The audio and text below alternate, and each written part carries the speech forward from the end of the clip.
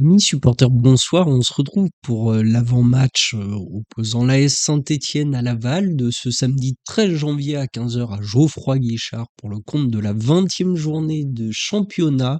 L'occasion pour les Verts de reprendre la compétition face à une équipe de Laval en très bonne forme. Une équipe de Laval d'ailleurs qui surprend sur la première partie de saison en tout cas. Mais voilà, les tangos ont quelques absents. Edson Sedou, Tamouzo notamment et Ferraoui. Mais ils ont recruté Pablo Pagis, un temps pisté par l'AS Saint-Étienne. Il faisait partie notamment des profils qu'on avait présentés pour les débriefs mercato. Mais voilà, il a rejoint donc les Tangos en prêt depuis le FCL. Et donc, il sera vraisemblablement titulaire, en tout cas sur cette rencontre. Il peut être sélectionné, je pense qu'il sera titulaire. Donc, ce sera l'occasion aussi de voir si on a loupé la bonne pioche ou pas. Mais voilà, du côté de Saint-Étienne, il y a également quelques absences. Sissoko, pour rappel, qui est parti à la CAN. Wadji, qui est encore en phase de récupération. Donc, il est en tout cas en cours de réathlétisation. Donc, ça devrait prendre encore une ou deux rencontres, je pense, sans pouvoir compter sur lui. Et c'est également le même constat pour Bentaïk, donc qui est également de son côté en phase de retour. Donc voilà, Saint-Étienne qui peut compter sur le renfort d'Irvine Cardona, hein. Pour rappel, Saint-Étienne est allé chercher en prêt Irvine Cardona pour les 6 prochains mois qui était du côté d'Augsbourg.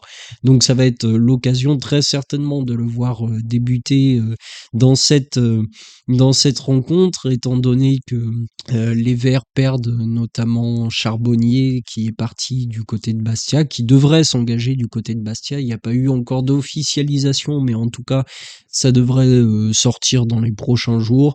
Donc voilà pour l'état des deux équipes avant cette rencontre. On va maintenant faire un tour du côté du classement et voir aussi l'état de forme des deux équipes sur les 5 derniers matchs afin de voir un petit peu à quoi on peut s'attendre pour cette confrontation notamment. Petit tour donc côté du classement, je disais que Laval débutait plutôt bien, enfin ont plus que bien débuté étant donné que on est déjà la mi-saison est déjà passée. Ils sont pour le moment quatrième au classement. C'est une équipe qui se déplace très bien à l'extérieur notamment. Voilà. Qu'est-ce qu'on pourrait dire de plus sur cette équipe? Elle ne marque pas énormément. Si on regarde par rapport à l'AS Saint-Étienne, c'est seulement 21 buts marqués. Saint-Étienne est à 20. Mais par contre, c'est une équipe qui encaisse très peu de buts et on le reverra juste après, plutôt dans les statistiques où on va se concentrer un petit peu plus sur cette équipe de Laval. Mais voilà, dans l'ensemble, il faut quand même s'attendre à une très bonne équipe de Laval. Au niveau des 5 derniers matchs, donc si on regarde pour les Lavallois, il y a dans l'ensemble, c'est un peu compliqué, 2 défaites, 2 nuls et seulement une victoire. Pour Saint-Étienne, c'est pas franchement mieux, mais on a eu un changement de coach, donc il faut laisser le temps au temps. On a vu quand même de bonnes choses face à Bordeaux et à Bastia, notamment avec Olivier Dalloglio, donc peut-être aussi l'occasion de confirmer dans cette confrontation face à Laval et voir un petit peu ce qu'il peut encore apporter à cette équipe de l'AS Saint-Étienne au niveau tactique notamment. Si on passe un petit peu maintenant du côté des points forts de cette équipe du Stade Lavallois, c'est une équipe qui marque pas mal à l'extérieur. Elle est dans le top 8 des équipes pour environ 0,6 buts par match. Ça représente aussi 3,7 tirs cadrés avec une assez bonne précision de tir, top 5. Et c'est ce que je disais tout à l'heure au niveau de la défense, c'est une équipe qui concède très peu de buts. C'est la deuxième défense du championnat à concéder le moins de buts. Donc voilà, on doit s'attendre à une équipe lavalloise quand même assez difficile à jouer, d'autant plus qu'elle se déplace très bien à l'extérieur.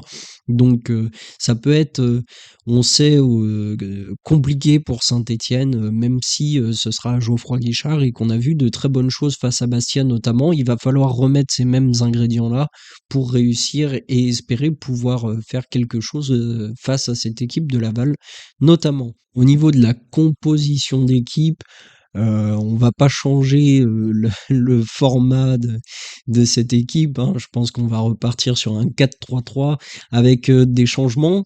Notamment, on parlait des joueurs qui sont partis à la CAN, Batoubin Sika pour ne citer que lui en défense, qui devrait être remplacé par Apia et Briançon également, que je n'ai pas cité en absent en avant-match, mais il est suspendu pour cette confrontation. Donc c'est Nadé qui devrait le remplacer. Moi, je pense que Masson va avoir sa chance, ce côté droit de la défense, et de l'autre côté, bon, Petro, l'arseneur dans les cages, là-dessus, ça ne change pas. Au milieu de terrain, j'aimerais bien voir le trio Tardieu, Mouefek, Bouchouari être reconduit. J'ai été très satisfait du match de Mouefek et Bouchouari, notamment face à Bastia, surtout celui de Mouefek, hein, dans l'abattage défensif et dans le fait de porter les ballons offensifs, je l'ai trouvé très intéressant. Et puis bon, bah Tardieu, voilà, on a dit dans le point transfert de la journée que Monconduit était en phase de départ. En tout cas, il y a des discussions avec Valenciennes, donc je pense qu'il ne sera même pas sur la feuille de match pour cette rencontre. Donc je pense que c'est Tardieu qui aura sa chance un petit peu dans ce rôle de milieu défensif. Et devant, eh bien, je remets le duo Cafaro-Chambaud. Chambaud sur l'aile droite, ça a bien marché face à Bastia. Je pense qu'il est capable de confirmer. En tout cas, je l'avais dit dans plusieurs vidéos, mais j'en attends beaucoup plus de Chambaud parce qu'il n'a pas montré encore grand-chose avec Saint-Étienne, mais je suis quand même plus satisfait dans l'ensemble par sa première partie de saison si on compare à celle de Diarra. Et Cafaro, bah, c'est un peu pareil. On l'avait dit, c'est un joueur qui est un peu inconstant, mais je pense que c'est un peu le joueur indéboulonnable parce qu'à l'heure actuelle, on n'a pas meilleur que Cafaro et c'est quand même un joueur qui est capable de déverrouiller des matchs compliqués comme face à Laval où on peut s'attendre à quand même une confrontation assez compliquée et je pense qu'il est capable d'apporter ça. Et donc, à la pointe de l'attaque, eh ben, comme on a Charbonnier qui est parti, Sissoko qui est à la canne et Wadji qui est encore blessé, c'est, comme je le disais, sans nul doute qu'on verra les débuts de Cardona. Et justement, on va y revenir maintenant, c'est le match. Qu'est-ce qu'on peut attendre de ce match? Eh bien, c'est la première de Cardona notamment. C'est voir un petit peu ce qu'il va apporter, dans quel état de forme il va arriver, parce que comme je le disais, on n'a pas pu se faire un avis. Si Saint-Étienne avait joué la Coupe de France notamment, on aurait peut-être pu se faire un avis sur un match complet. Là, il a joué un petit peu durant la confrontation face au GF38 en match amical, mais on n'a pas d'image et c'est trop peu pour se faire un avis sur l'état de forme un petit peu physique de Cardona. Donc ça va être la grande question, voir s'il est déjà capable dans cette confrontation d'apporter quelque chose ou si c'est encore un petit peu trop tôt. On peut également noter le retour de Masson à Geoffroy Guichard.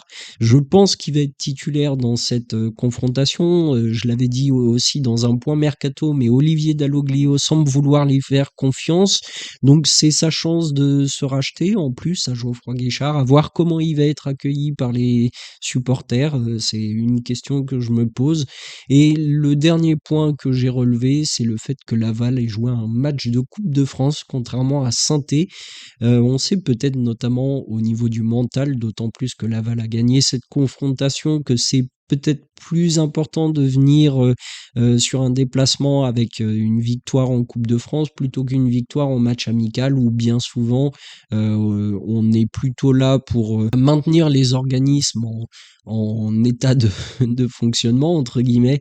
Et puis voilà, on a aussi tendance en match amical à peut-être moins se donner pour éviter les blessures notamment. À voir sur tous ces points-là, je m'attends quand même à une victoire de Saint-Étienne. En tout cas, forcément, je vais pas parier contre Saint-Étienne, mais je pense aussi que c'est pas stupide parce que il y a eu du travail de fait et j'ai vu de très bonnes choses face à Bordeaux et Bastia, et du coup, ça me fait me dire que je suis quand même un peu plus confiant, pour ce match. Donc je verrais une victoire 2-1 pour Saint-Étienne et puis bon, allez, au niveau des buteurs, on va se mouiller, mais peut-être, Chambaud pour, rester sur, son bon match face à Bastia et j'aimerais bien, mais on va mettre, allez, Cardona pour le le plaisir de voir peut-être son premier but à Geoffroy Guichard et ce serait vraiment, exceptionnel pour ses débuts. Mais voilà, ce qu'on peut attendre un petit peu de cette confrontation, on aura la réponse demain à 15 heures avec le début de ce match. Voilà. Et on verra bien sûr pendant le débrief si mes pronostics en tout cas étaient justes ou pas. Sur ce, amis supporters, je vous souhaite une très bonne soirée et on se retrouve demain après la rencontre, bien évidemment, pour le débrief de ce match avec, je l'espère, une victoire à la clé.